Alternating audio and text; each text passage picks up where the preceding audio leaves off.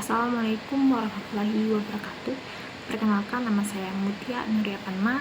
Saya dari kelas Sosiologi 2D dengan NIM 51125111068. Nah, pada video kali ini saya akan menjelaskan pemahaman saya mengenai Herbert Spencer.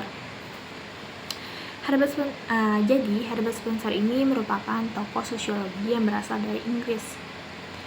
Beliau lahir di Derby, Inggris pada 27 April 1820 pada abad ke-18. Nah, pada abad ke-18 ini terjadinya revolusi, baik itu di Eropa maupun di Inggris. Nah, hal ini pada akhirnya menyebabkan adanya dominasi pemikiran yang berkembang di Eropa dan juga di Inggris.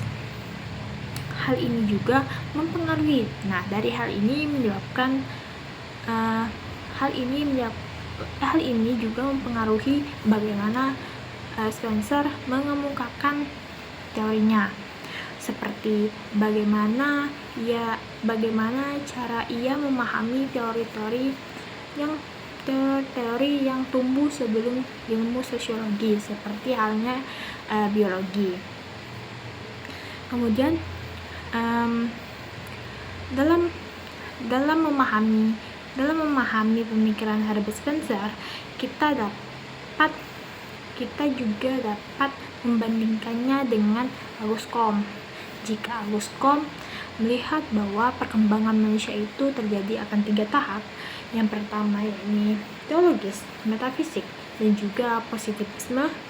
Nah, dari hal itu kita dapat memahami apa maksud evolusi yang dikemukakan oleh Herbert Spencer, karena keduanya memiliki perbedaan. Auguste Comte lebih terhadap perkembangan pemikiran manusia yang berevolusi dalam kehidupan masyarakat. Kemudian konsep yang sama yang dipahami oleh Spencer untuk memahami masyarakat itu, yang pertama adalah organisme. Organisme ini ia membandingkan antara organisme kehidupan masyarakat dengan masyarakat apapun untuk analisis persoalan sosial di dalamnya. Nah, kajian-kajian ilmu sebelumnya seperti biologi, yang dimana biologi menganalisis tubuh manusia dan hewan, dan kemudian diuraikan melalui organisme yang ada di tubuh manusia dan juga hewan. Kalau biologi seperti itu. Jadi maksudnya itu, manusia kan ada bagian-bagian tertentu seperti kepala, tangan, kaki, dan lainnya yang merupakan suatu organisme. Kemudian sebuah kesatuan yang bagian-bagiannya memiliki fungsi masing-masing dan membentuk suatu fungsi yang menyeluruh dalam tubuh manusia. Nah, seperti tangan ini kan untuk meraba, merasakan, menggenggam, dan memiliki fungsi untuk menggenggam. Seperti kaki untuk berjalan, seperti itu. Nah, kemudian dari kajian ilmu biologi ini, Spencer menjadikannya sebagai referensi untuk bagaimana dia melihat suatu organisme bekerja dalam konteks masyarakat. Menurut Spencer, manusia sebagai suatu kesatuan dari bagian-bagian yang terdiri dari berbagai organ. Seperti halnya kita memahami bagaimana tubuh manusia itu bekerja. Nah, dalam hal ini Spencer bukan bermaksud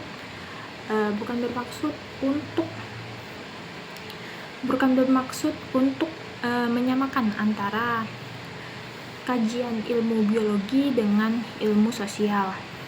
Tetapi dia membandingkan antara keduanya untuk menjelaskan kehidupan masyarakat itu bagaimana. Nah, itu merupakan teori pertama yang dikemukakan oleh Spencer. Kemudian teori yang kedua, yakni yang menjadi identitas teoritisnya adalah evolusi. Berbeda dengan Auguste Comte tadi yang telah saya jelaskan, yang ada hukum 3 tahap, itu teologis, metafisik, dan juga positivisme. Nah, kata Herbert Spencer, masyarakat itu berkembang dari struktur yang sederhana menuju struktur yang lebih rumit.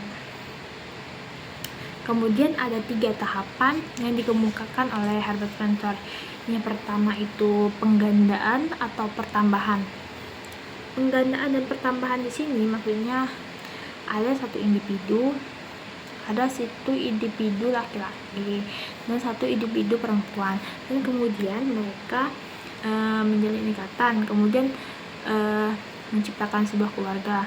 Nah, dari keluarga satu ke keluarga lainnya, dan keluarga lainnya menciptakan sebuah kerabat. Dari kerabat menunjukkan tetangga, kemudian dari tetangga, kumpulan dari tetangga menjadi warga, dari warga kemudian menjadi desa, sebuah desa, dari sebuah desa, dari kumpulan-kumpulan desa menjadi kecamatan, dari kumpulan kecamatan menjadi kabupaten, dari berbagai kabupaten menjadi provinsi. Nah, dari berbagai provinsi menjadi negara, seperti itu. Dan kemudian ada kompleksitas. Nah, yang awalnya sederhana kemudian menjadi kompleks karena adanya suatu hubungan. Kemudian yang ketiga, yakni dari kompleksitas kemudian memunculkan diferensiasi, ini pembedaan. Jadi kan yang awalnya sama jadi berbeda, awalnya sederhana menjadi kompleks, dari kompleks jadi timbul diferensiasi. Nah, dari diferensiasi ini juga menimbulkan juga integrasi.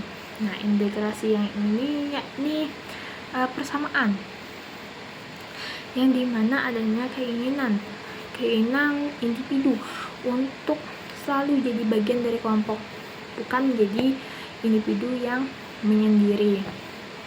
Yang ketiga, teori Herbert Spencer yang ketiga, ini bentuk masyarakat.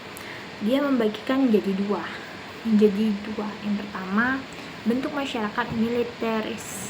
Nah, militeris di sini ini dicirikan oleh pada kesamaan yang didasarkan oleh paksaan